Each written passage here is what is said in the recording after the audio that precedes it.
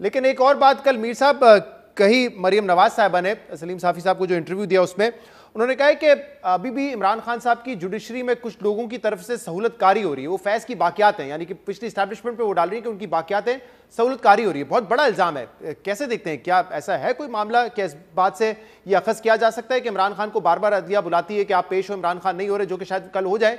क्या आपको लग रहा है ऐसे कोई मामला हैं जो इल्ज़ाम में कुछ सदाकत है? देखिए, मरियम नवाज शरीफ साहबा तो अब ये बात कर रही है ना, हम तो ये बात बहुत पहले से कर रहे हैं।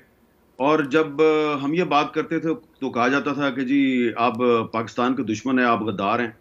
कौन नहीं जानता कि जब एक पेशावर हाई कोर्ट के चीफ जस्टिस थे वकार सेठ साहब, जब उन्होंने परवेज मुशर्रफ के खिलाफ एक फैसला दिया था, तो उस वक्त वकार सेठ साहब के खिलाफ इमरान खान साहब की हुकूमत के वुज़रा ने एक प्रेस कॉन्फ्रेंस की, उनको पागल और ज़हनी मरीज करार दिया।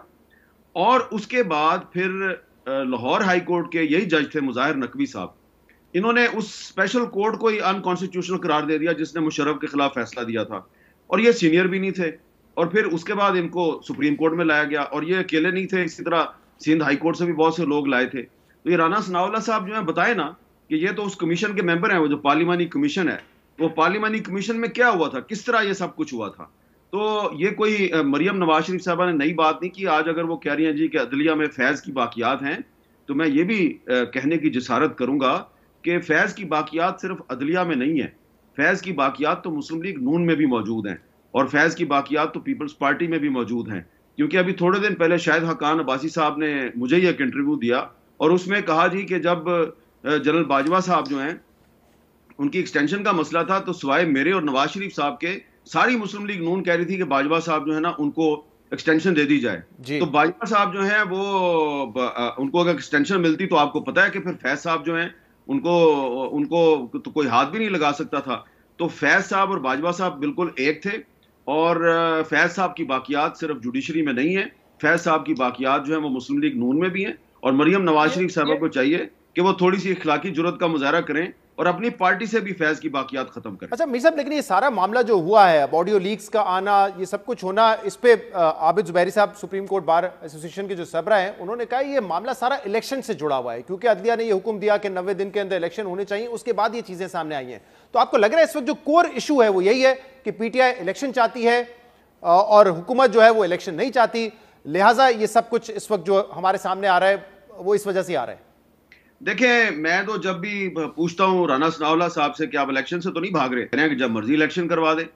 तो कुछ उनकी पार्टी में हैं ऐसे लोग जो कहते हैं जी कि फिलहाल इलेक्शन नहीं होना चाहिए, लेकिन जो मेन लोग हैं उनकी पार्टी के, मसलन जैसे कि राना सनाउल्लाह साहब पंजाब के सदर हैं, जिस तरह के ख्वाजा आसिफ साहब हैं, एहसन इकबाल साहब हैं, ये सारे तो कहते हैं कि अगर आज इलेक्शन करा दें तो हमें कोई प्रॉब्लम नहीं है, लेकिन एक तासुर जरूर है। लेकिन मेरा ख्याल है कि इस वक्त मेन जो इशू है, मेन इशू ये है कि पहले जरा एक फैसला हो जाए कि पिछले साल अप्रैल के बाद से जो वाकयात हुए हैं उसमें आइन की खिलाफवर्जी किस किस ने की है।